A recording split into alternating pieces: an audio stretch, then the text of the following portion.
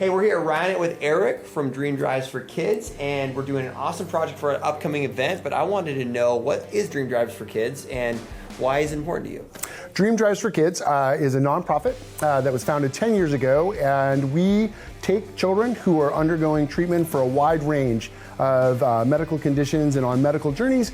We put them in exotic sports cars, Ferraris, Lamborghinis, McLarens, and Porsches, and we really just create joy. We take them out of the hospitals and we show them a good time for an hour or so. That's awesome. Well, you approached me with the need for some t-shirts. So we got a cool new design. We're gonna DTF those shirts on press up here and see what you think. Awesome. All right, Colin, let's break down the parameters of this job. Okay. Now, when I first saw this art, I was like, how many colors is this? 4, but if you're gonna screen print it, you wanna highlight white, so 5. 42 shirts. I'm like, yeah, let's try to DTF it. Yeah, that's more screens than I want to print for a small number of shirts, yeah. All right, so I asked Colin to help me out here. Now, the first thing we want to do is we're going to dissect the canvas that we're printing on. This is an all-made tri-blend deep black, meaning the polyester is actually dyed black here.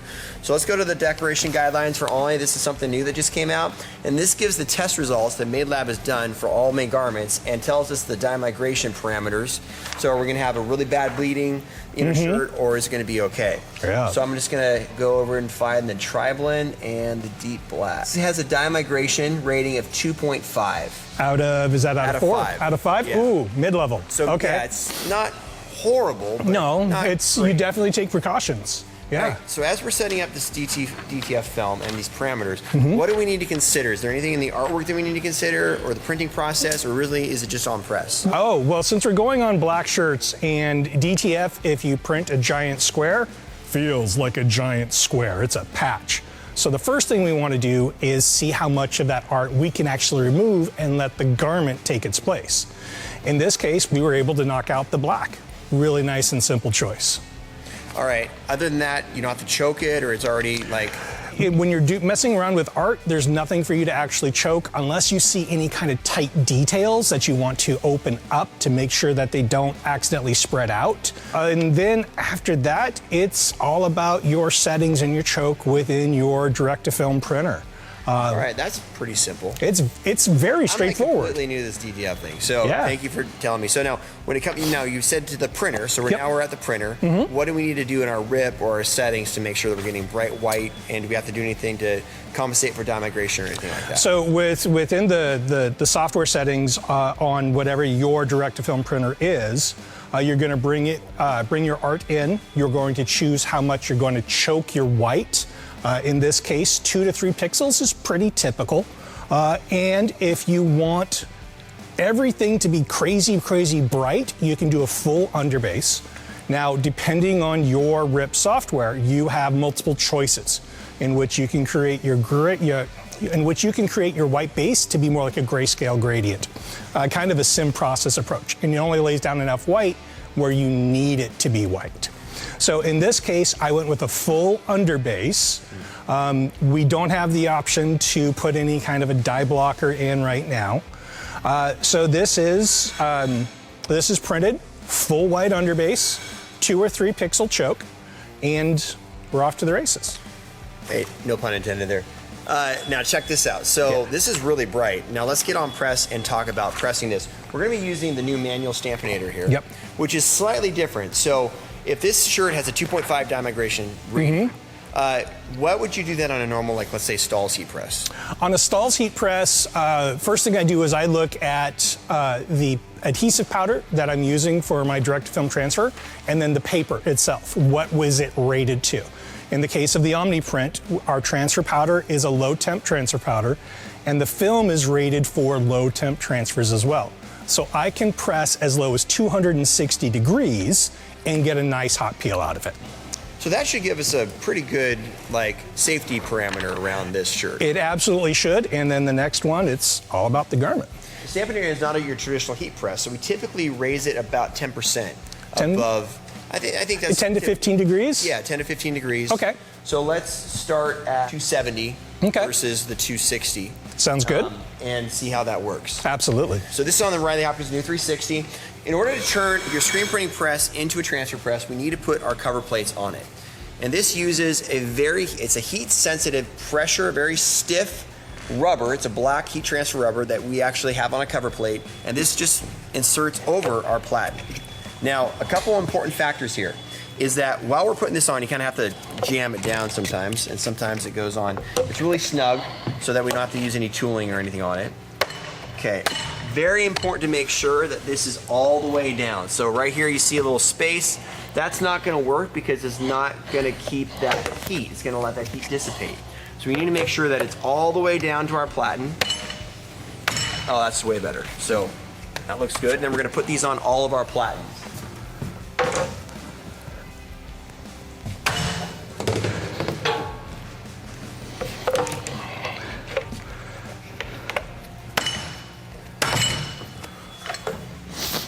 All right, the first thing we're gonna do is make sure that our platens are warm. So before Colin starts the transfers, we're hitting these for 10 seconds under each platen, and then we'll start the transfers. I'm gonna time us and see how fast we can go.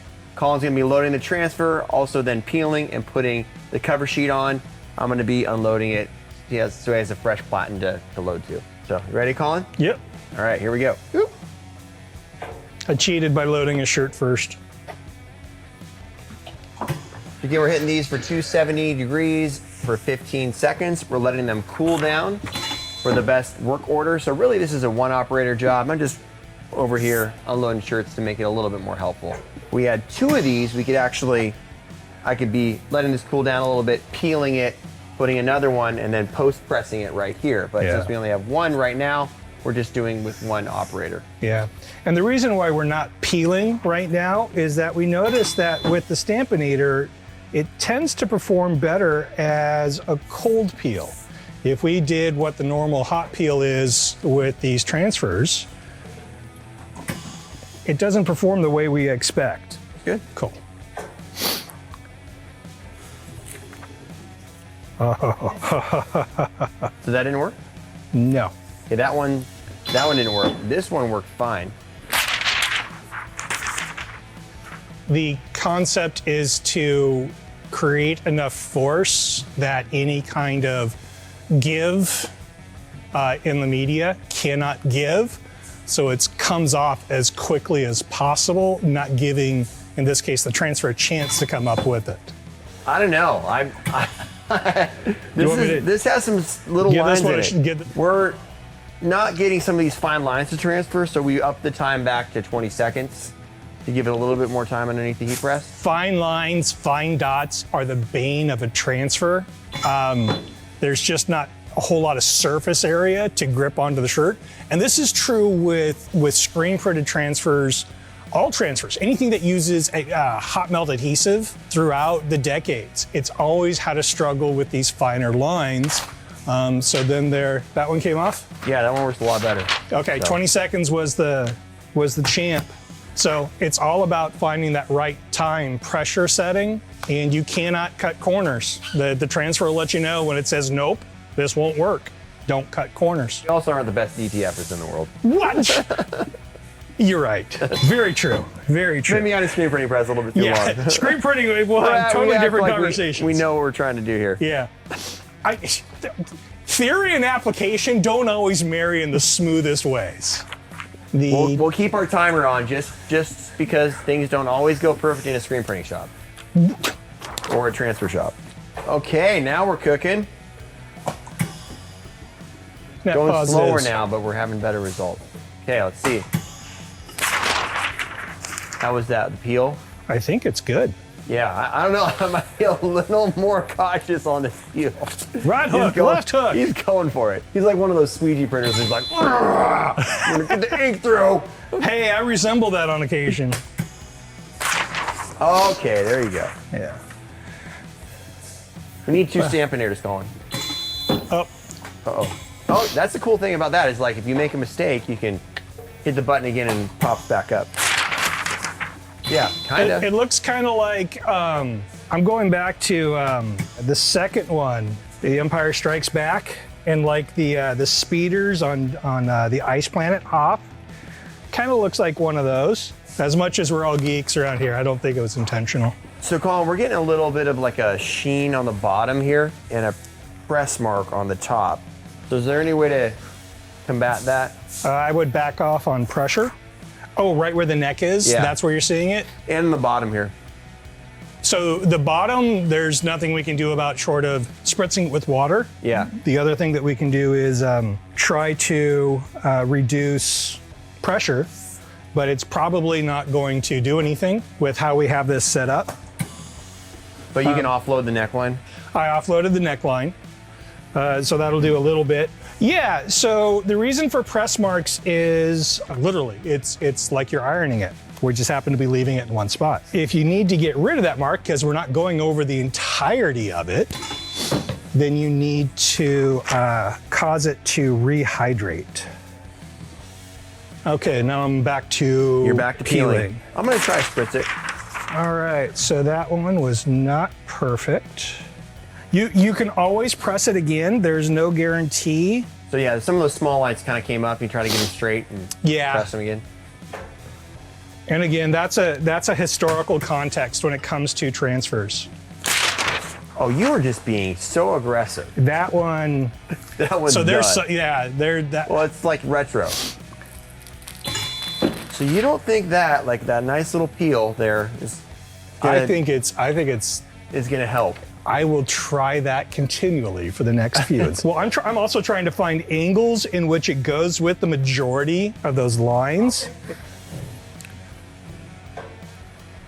Coming off. So you just spray a little water on it like that? Spray a little water, and then then you apply a heat source. So running it back through the dryer or a little iron. Does a dryer like hurt this at all? It shouldn't, because you don't need. There's no need for cure or anything like that. It's just evaporation. In that evaporation causes the fibers to swell up a little bit, rehydrate. Also, it causes a little bit of the fibers to fluff. Yeah. Yep. All right, going slow. What did you I'll think? continue on slow and see It if worked a little better? You went from like turbo speed to like slow-mo. Slow-mo. Hey, now using a regular heat press, I've had tons of success by ripping it like a Band-Aid. We're taking advice from the Stampinator, the inventor of the Stampinator, Jeff Fiorucci, because he's done the most transfers. This is all a new concept here. Turning a screen printing press into a transfer press. It's only been done like 10 times so far. So, and from what I've heard from client feedback is once you get it working and dialed in, which you obviously see we're doing here, it works really good, really good. But it does take some dialing in, and just like a screen printing press kind of does. No, this is, no, there's still parts of it that are not. So I'm gonna take it, I'm gonna rub it now. I'm just gonna give it a little rub down. See if that helps. Because that's what he said to do. Well, and in that, what he's doing is he's accelerating the cooling off of the transfer. So let's see, this guy's almost heated up here. So I'm gonna just spritz this guy. Yeah, you can even run it through it like. Just spritz it a little bit like that, Colin? Yeah. The other thing that happened here is we've cooled down. We started at 280, now we're at 270. It's gone down 10 degrees. I might have messed that up. Oh, when you were jumping around through settings, it might have gone back to a setting? Yeah. That is entirely possible. So let's raise this back up to 280. And remember, these are cold peel. I mean, these are going on black poly, so we wanted to keep it as low as possible. Right. So Well, that also explains why going back up to 20. maybe hit these one more time. I would. Yeah. I would. Okay, so is this one good to peel? No, I would let it go on one more time. One more time? Yeah. Yeah. Yeah, so this one came off fine with a slow peel. Oh, the mark lines? Yeah. Oh, they come out immediately in the wash. So we know they're not permanent, so it has to do with hydration. And iron is an old school response of, a visual. It's 100% that. They absolutely come out. This is 100% about presentation to the customer. These are not going to be washed first. They're going directly to your racetrack, and I believe Patrick Dempsey, McDreamy or somebody, I think that's his nickname. He's going to be wearing one, so I hate to give him one that has like a line off or over his belly button. Dr. McDreamy. So watch that. So you're going to start to see like little bubbles forming in there. That's where the paper is releasing from the transfer. from the DTF. So I'll see if if it's on this one when it comes around again. So when you press it, and remember this is on that silicone rubber foam, you can press onto the transfer, and these release easily from the ink, so you can actually get it to delaminate in areas. This definitely helps. The water definitely helps. So this one doesn't look like the others as much, but I was seeing some where you were seeing like bubbles in here. So slow peel. Yeah, working just fine. Everything got a little bit hotter, right? Everything is hotter now. Let's take a look at the temperature. We're 378, so yeah. Nice. I think we're moving now. Yeah. We're cruising pretty good.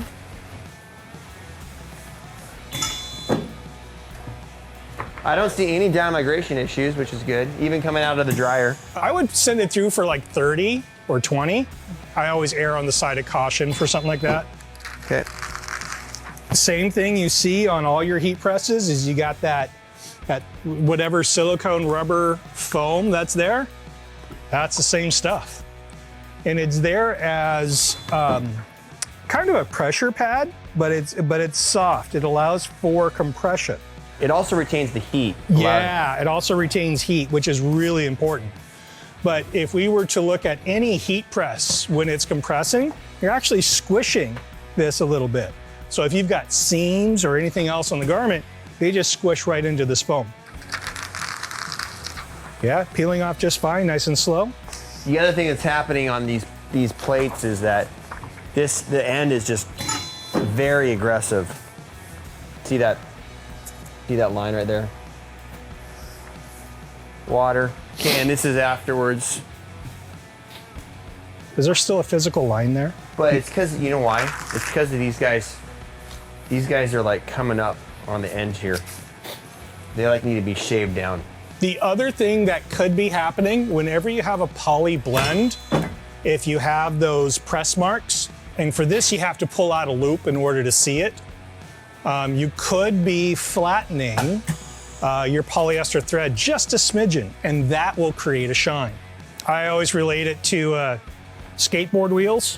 When I was skateboarding back in the 80s and early 90s, power sliding was always a fun thing to do, but could develop flat spots on your skate wheels. And that would make your ride not so fun. You know, one thing I've noticed about DTFs is that when they come off the press, Yep. they feel a lot better.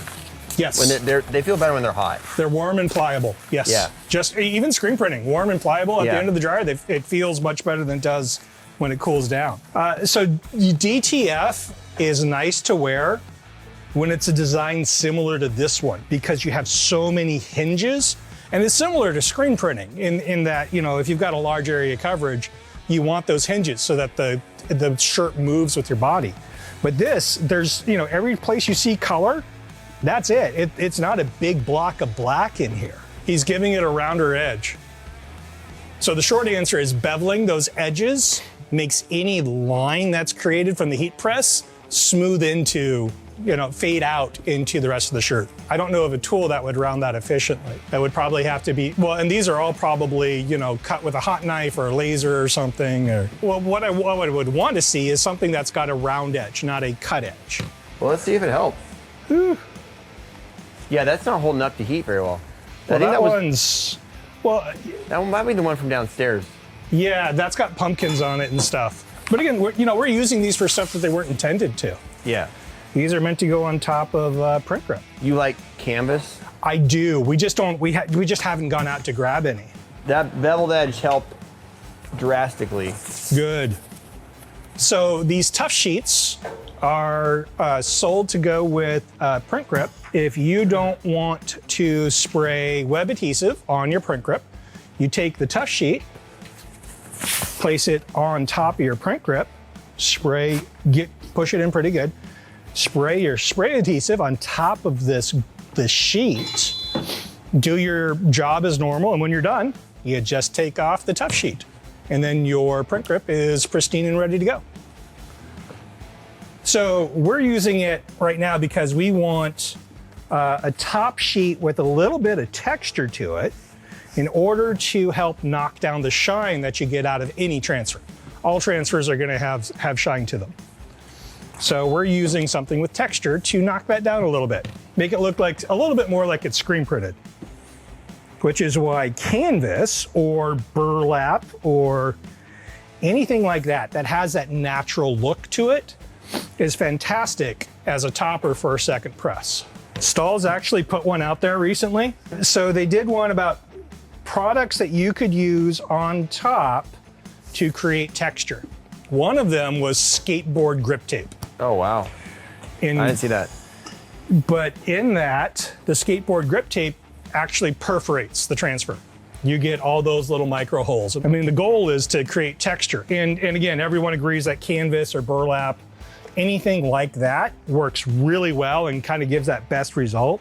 All the other ways to do that work, but they're not as pleasing to the eye. And you know, from what I've seen elsewhere, it kind of corroborates. I just don't have one. A lot of people try to do their own, and sometimes it works and sometimes it doesn't. These are very specific rubber toppers.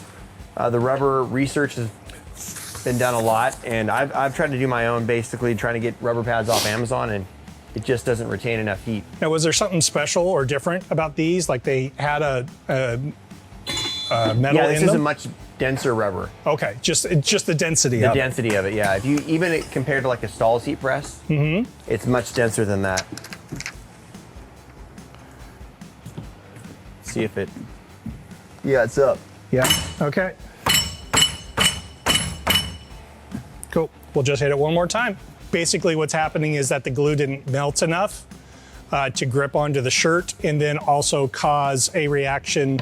But however that coating on the PET film works to get it to release properly. So whatever that combination is. You didn't hit press on this. Oh. Well, I will back up one then. No, go ahead and just keep going around. I was rubbing it, like, this definitely didn't transfer.